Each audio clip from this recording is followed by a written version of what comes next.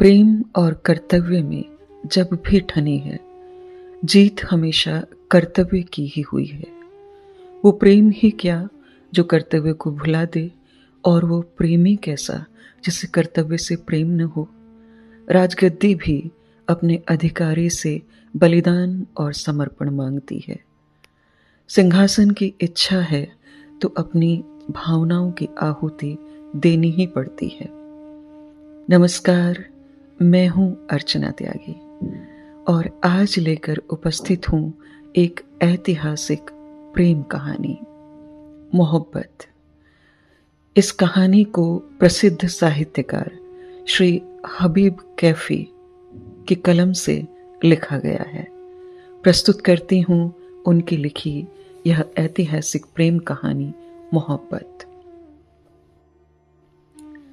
आप कभी राजा महाराजाओं को भी अपनी किसी कहानी का विषय बनाएं तो कैसा रहे? रतन सिंह जी मुझसे मुखातिब थे।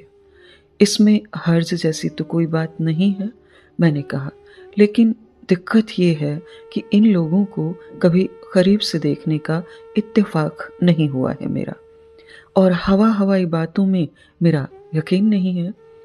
ठीक कहा आपने, और इस सिलसिले की कोई बात मैं आपको सुनाऊं तो कैसा रहेगा? उनके होठों पर हल्की सी मुस्कान थी। मेरी यह खुशनसीबी होगी कि आप कहें और मैं सुनूं, मैंने कहा। बरसों उन लोगों के करीब रहने के सबब आपके पास यकीनन सैकड़ों दास्तानें होंगी जो इनकी जिंदगियों और इनके किरदार को खोल कर रख देती हैं। हाँ, बातें बल्कि दास्तानें तो अच्छी बुरी कई हैं, वो बोले, लेकिन याद रह जाने वाली और जिक्र करने लायक बातें ज्यादा नहीं हैं, बल्कि कहना चाहिए कि एक ही बात है। यह बात एक दास्तान की शक्ल मेरे जहन में सुरक्षित है। इसे मैं दिल में छुपी बात कहना पसंद करूंगा। वजह इसकी यह है कि इसका ताल्लुक दिमाग से ज्यादा दिल से है। दिल से दिल तक की बात है ये। आपसे ये जानकर जिज्ञासा पैदा हो चली है। मैं मुस्कुराया, लेकिन मैंने उनकी ओर देखा तो रंग ही दूसरा था। खामोश रतन सिंह जी संजीदा हो चले थे। वो जैसे दूर कहीं देखते हुए कुछ तलाश करने लगे थे। कुछ ही क्षणों बाद मैंने उनके गरिमामय चेहरे पर उदासी की हल्की सी परत देखी। ऐसे में उनसे मैंने आगे कुछ भी कहना या पूछना मुनासिब नहीं समझा, अतः मैं चुप ही रहा। इस बीच मैं उस ड्राइंग रूम को देखने लगा। यह बहुत ही शानदार था। शाही ठाट बाट का फर्नीचर और सोफा सेट उस लंबे चौड़े ड्राइंग रूम की रौनक बढ़ा रहे थे।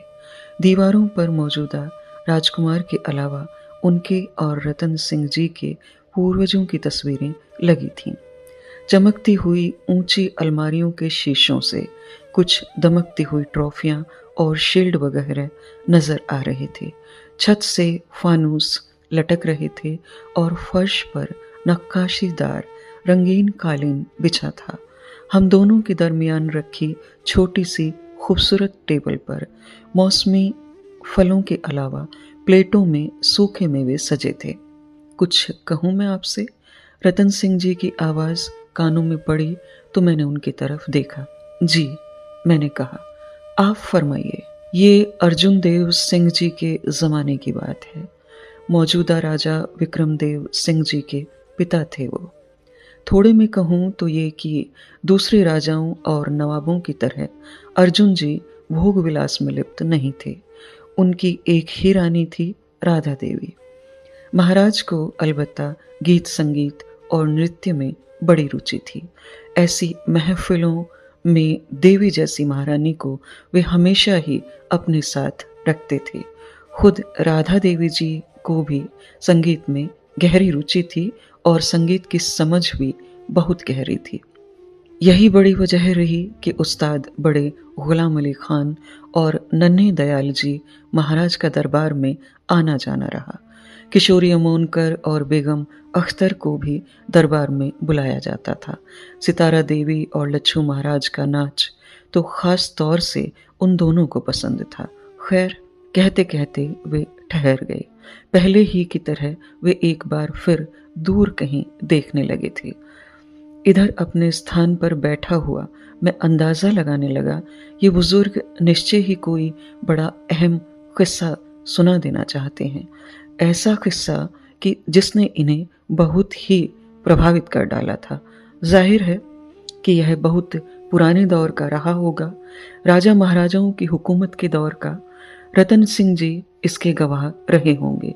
हो सकता है कि इससे इनका गहरा संबंध रहा हो, या खुद भी ये इसका कोई हिस्सा या कोई चरित्र ही रहे हों। और मैं सुनाता हूँ। वे बोले तो मैंने उनकी तरफ देखा। वे कह रहे थे, शुरू करता हूँ। जी, मैं बोला। अर्जुन देव सिंह जी की 4 संतान थी, 3 राजकुमार और 1 राजकुमारी। बड़े राजकुमार विक्रमदेव सिंह थे। मैं जो सुनाने वाला हूँ यह किस्सा उन्हीं से ताल्लुक़ रखता है। इसमें खुद मेरा भी एक अहम रोल है। उनकी ज़बानी ये सुनकर मुझे अच्छा लगा कि मेरा अंदाज़ा सही निकला। इस मुकाम पर मेरे कुछ कहने का मौका ही नहीं था, अतः मैं खामोश ही बना रहा। आप तो जानते ही हैं कि अहम और महत्वपूर्ण लोगों, ख़ास तौर से हुकूमत करने वालों को अपनी हिफाजत की बड़ी फ़िक्र रहती है। जासूसों के अलावा ये लोग बॉडीगार्ड भी रखते हैं।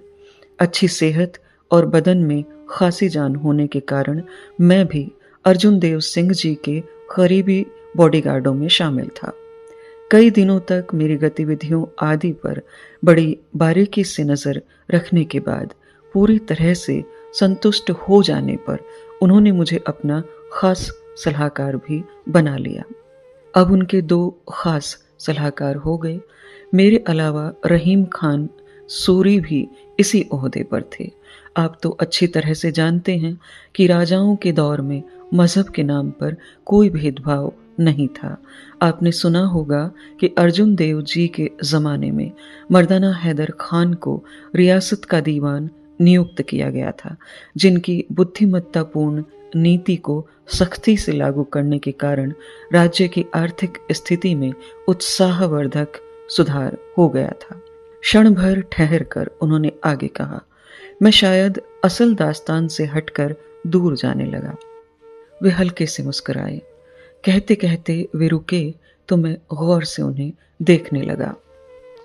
मैंने महसूस किया कि अपनी ज़बानी कही जाने वाली दास्तान को वे तरतीब देने लगे हैं। यही बड़ी वजह रही कि मैंने खामोश रहना बेहतर जाना। ये सब अतिरिक्त बातें हैं, वे फिर कहने लगे, तो मैंने उनकी तरफ ध्यान दिया। असल बात या दास्तान की तरफ आता हूँ। यूं तो राजा साहब को अपने चारों ही बच्चे प्रिय थे, लेकिन बड़े राजकुमार विक्रमदेव सिंह की तरफ उनका विशेष ध्यान था। इसकी बड़ी वजह जाहिर है कि यही थी कि आने वाले समय में, यानी उनके बाद, वही उनके उत्तराधिकारी थे, अगले राजा। इसके लिए विक्रमदेव सिंह को खास तौर से तैयार किया जाने लगा। उनकी शिक्षा दीक्षा भी इसी लिहाज से की जाने लगी। राजकुमार विक्रम रफ्ता रफ्ता बड़े होने लगे। ईश्वर की कृपा से वो बहुत बुद्धिमान थे। शरीर में उनके बड़ी जान भी थी। चीज़ों और बातों को वो बड़ी बारीकी और ध्यान से समझने लगे थे। वक्त से पहले ही वो जवान नजर आने लगे थे। मधुरता उनकी प्रकृति में थी। उनकी वृत्ति प्राकृतिक रूप से राजसी थी। राजकुमार के खास प्रशिक्षण और देखभाल की जिम्मेदारी मेरे अलावा रहीम खान सूरी को दी गई थी।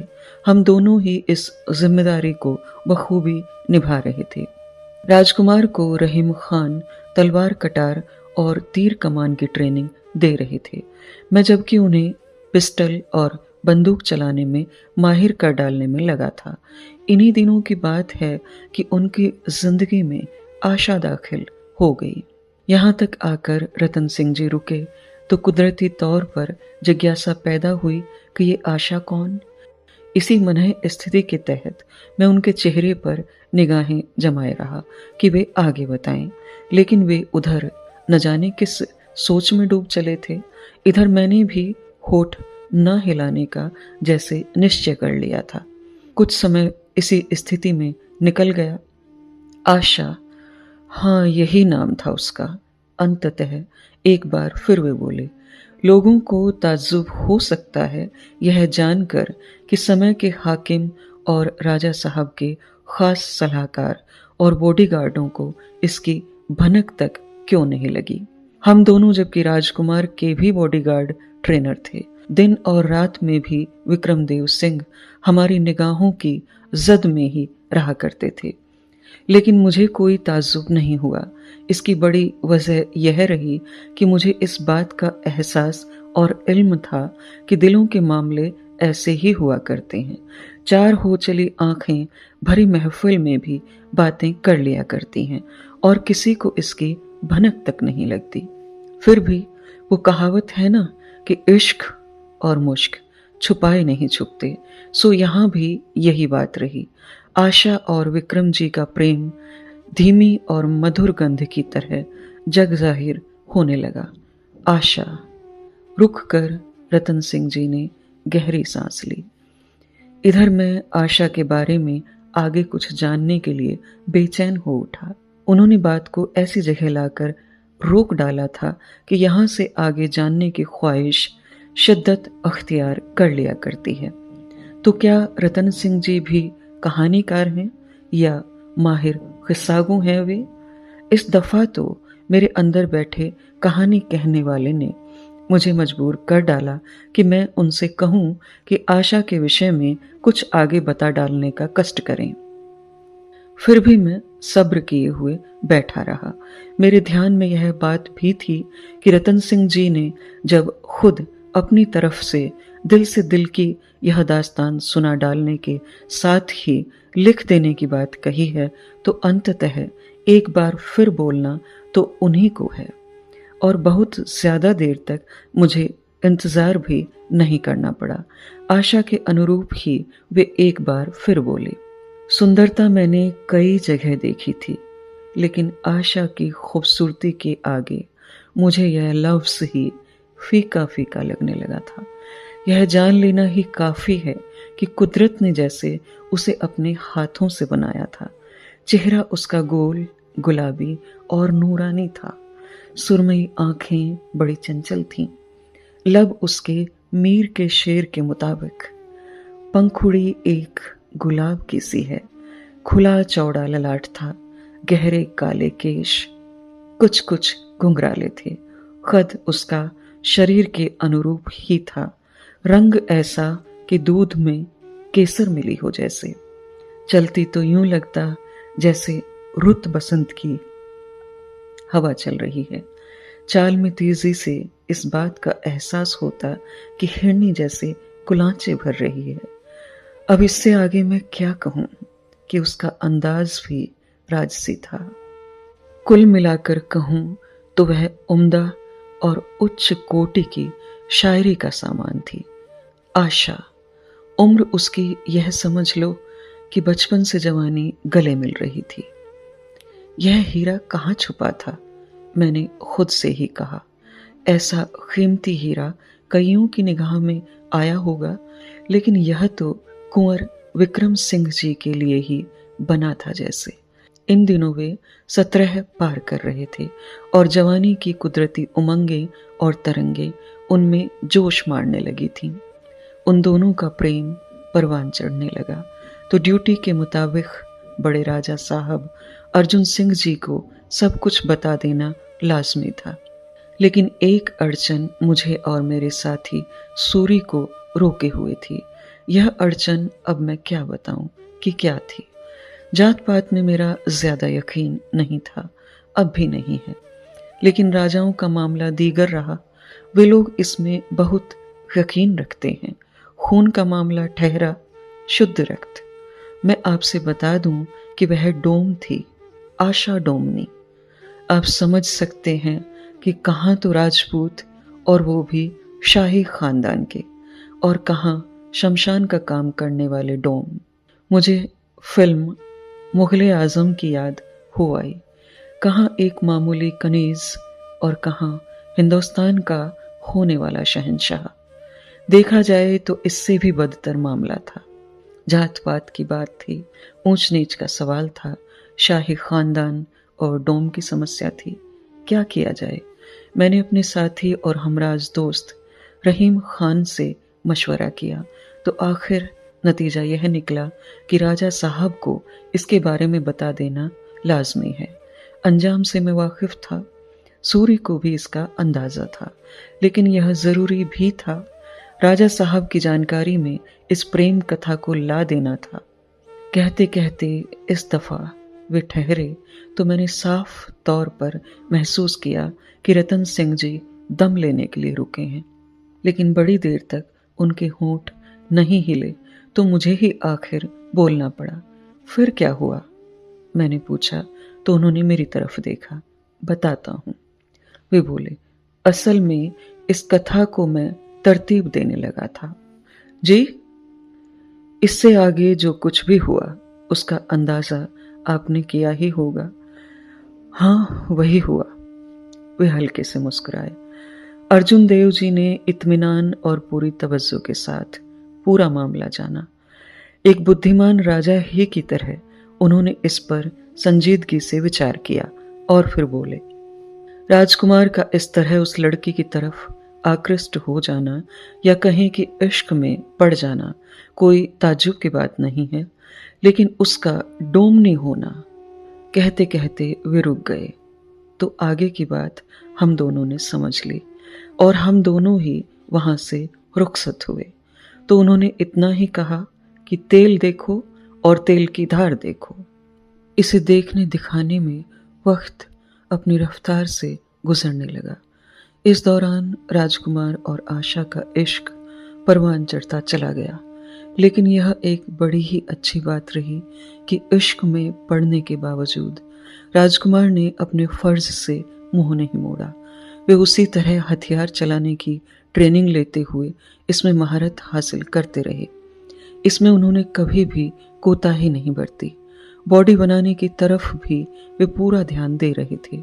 अपनी तालीम की भी उन्हें उसी तरह चिंता रही।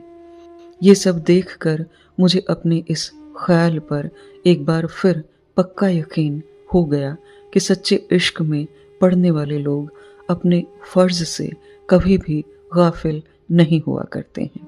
विक्रमदेव सिंह जी और आशा डोमनी का मिलन, यह भी कोई ठहर जाने की जगह रही। रतन सिंह जी एक बार फिर रुके तो मैंने सोचा, उन्होंने तो एक बार फिर जिज्ञासा बढ़ा दी थी।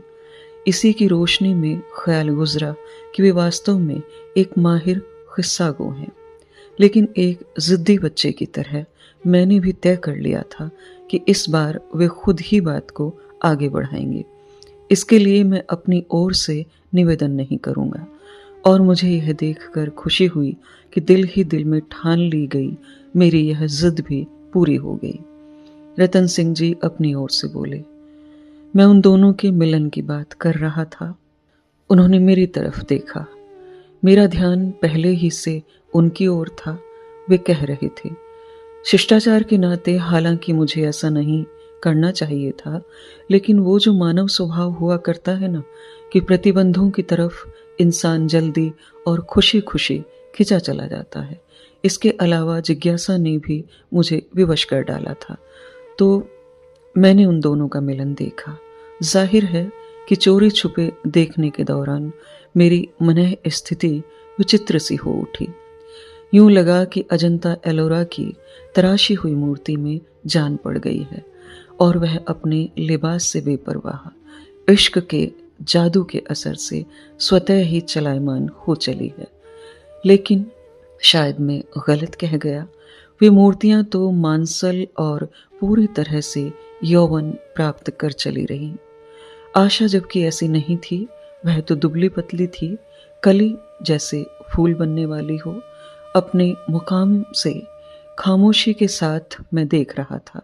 वही दूध में केसर मिली हो ऐसा संतुलित बदन और घनी जुल्फों से कुछ छुपा और कुछ दिखता चेहरा, आंखों पर पलकों के गिलाफ, लाज लज्जा की आती जाती लहरें और उठती गिरती सांसें। मैं वहां अपनी जगह अकेला ही था। सूरी उस वक्त मेरे साथ नहीं थे। और उधर विक्रमदेव सिंह मर्दाना हुस्न से माला माल। फिर इसके बाद जो कुछ हुआ वो कुदरत को मंजूर था। बस इतना ही। जी, धीरे से मैंने होंठ हिलाए। यहाँ तक आकर उनका ठहर जाना मुझे वाजिब लगा। इससे आगे वे कहते भी तो क्या। मैंने अपने आप से पूछा। यह एक हकीकत रही कि ठीक इसी मुकाम से उन्हें रुख बदल लेना था और उन्होंने ऐसा ही किया। इसके बाद सिलसिले को आगे बढ़ाते हुए वे फिर बोले। हुआ यह कि अपनी अंतरात्मा की आवाज पर उन दोनों के मिलन की बात मैं राजा साहब से छुपा गया।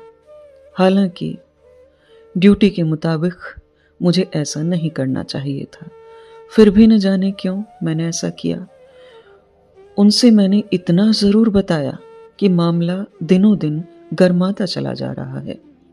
एक दिन मेरी और सूरी की मौजूदगी में अर्जुन देव सिंह जी ने जो कुछ भी कहा उसे सुनकर हम हैरत में पड़ गए। एक शक्तिशाली और पूरी तरह से आत्मनिर्भर राजा अर्जुन देव सिंह जी की ज़बानी जो कुछ भी सुना उसे मैं उन्हीं की भाषा में कहता हूँ। रानी जी से मैं यह बात साझा कर सकता हूँ या फिर आपसे। आप दोनों मेरे अपने हैं, यकीन कर लेने के काबिल, विश्वास पात्र। हालात मेरे सामने हैं। राजकुमार विक्रम का हाल भी मैं खूब अच्छी तरह से जानता हूँ। उस छोकरी आशा डोमनी के बारे में भी मालूम कर लिया है मैंने। कुल मिलाकर यह कि जो तस्वीर बनती है वो बहुत ही धुंधली है। इसे मैं चाहूं तो एक ही बार या वार में साफ कर सकता हूं। वो डोमनी ही नहीं बल्कि उसका पूरा खानदान मटिया मेट हो सकता है, लेकिन नहीं, ऐसा करना पाप ही नहीं महापाप है। मैं शक्तिशाली हूं तो इसका यह मतलब नहीं कि मुझे अपने स्वार्थ के लिए अत्याचार करने का अधिकार है, कभी नहीं। राजा होने का यह मतलब तो नहीं कि अपनी प्रजा पर अत्याचार किया जाए। असल राजा तो पूरी प्रजा के लिए मां और बाप दोनों की भूमिका अदा किया करता है। सुनिए आप दोनों, मैं जानता हूं कि राजकुमार किसी सूरत नहीं मानेंगे और न ही वो छोकरी ही पीछे हटेगी। मैं उन दोनों की शादी के लिए राजी हो भी जाऊं तो सारे ही सरदार, जागीरदार और ठाकुर ही नहीं बल्कि राजपूत कौम और आम जनता तक मेरे खिलाफ हो जाएगी। इसलिए मैं उन दोनों की शादी के लिए हामी नहीं भर सकता। एक बात और, वह यह कि राज्य का सिंहासन या सत्ता की कुर्सी किसे नहीं चाहिए। मैं अपनी कहता हूं, कोई मुझसे कहे कि राजपाट त्याग दो तो क्या मैं आसानी से मान जाऊंगा? सारा खेल कुर्सी और शक्ति का ही तो है। शासन करने वाला कोई व्यक्ति कितना भी बूढ़ा और नाकारा क्यों न हो जाए, वह अपनी कुर्सी किसी भी दशा में नहीं छोड़ेगा।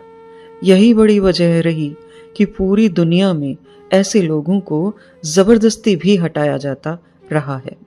तरीके कई हैं, मौत के घाट उतारकर या फिर जेल में डालकर। अंधा भी बनाया जाता है। मैं शायद कुछ ज्यादा ही कह गया। मेरे अपने राज्य की तरफ आता हूं।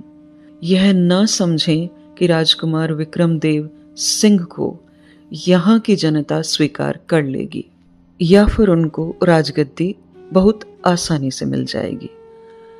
लेकिन यह जरूर जान लें कि छोटे राजकुमार जयदेव सिंह की निगाह भी इस पर लगी है। दोनों ही भाई हैं तो क्या हुआ, राजपाट का सवाल है। आप समझ रहे हैं ना? और हम दोनों ने समझा और खूब अच्छी तरह से यह बात दिल में बिठा ली कि बड़े राजा अर्जुन देव सिंह जी के बाद राजकुमार विक्रमदेव सिंह जी को अगर राजगद्दी पर बैठना है तो उन्हें उस छोकरी को भुला देना होगा। इस बार वे बड़ी देर बाद ठहरे थे, लेकिन 2-3 मिनट के अंतराल से फिर शुरू हो गए, तो जाहिर हुआ कि वे दम लेने के लिए ही रुके थे।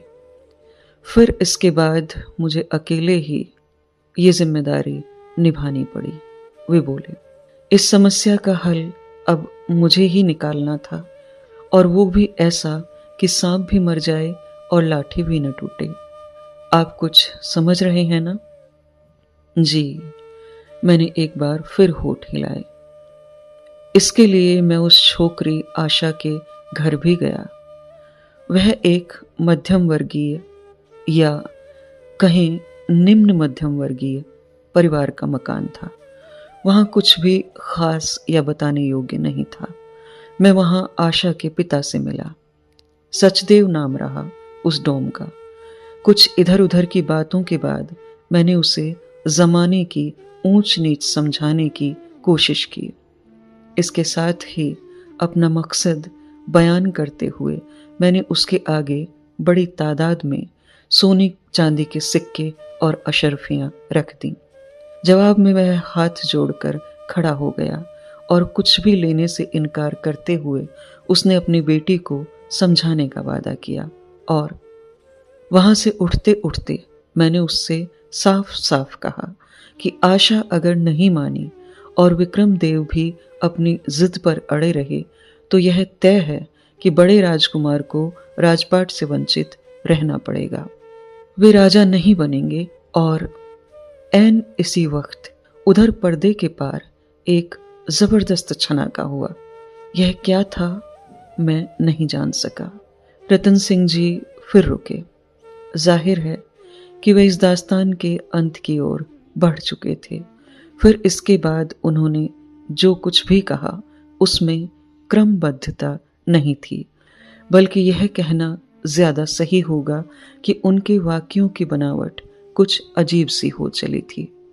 वे अस्पष्ट लफ्ज उच्चारित कर रहे थे। कुछ सुनने में आ रहा था और कुछ यूं ही निकला जा रहा था। उनकी इस मनह स्थिति का कारण जानना चाहा तो मुझ पर यह स्पष्ट हुआ कि वे अत्यंत ही भावुक हो उठे हैं। मैंने गौर किया तो पाया कि उनकी आंखें नम हैं। फिर इसके बाद आगे की दास्तान का जिम्मा मेरा रहा। यह एक हकीकत है कि वो लड़की आशा डोमनी ज्यादा पढ़ी लिखी नहीं थी। लैला मजनू, शीरी फरहाद या रोमियो जूलियट के किस्से तो दूर की बात, उसने तो इनके नाम भी नहीं सुने थे।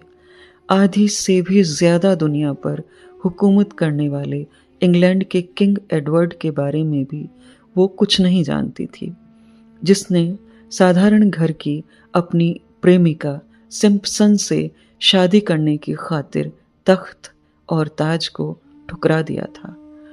और सीधी लेटी हुई आशा डोमनी को देखकर ऐसा लग रहा था कि वह अभी उठ खड़ी होगी, लेकिन वह लेटी थी सो लेटी ही रही। गहरे पानी से निकाले जाने के कारण उसके कपड़े अलबत्ता भीगे हुए जरूर थे।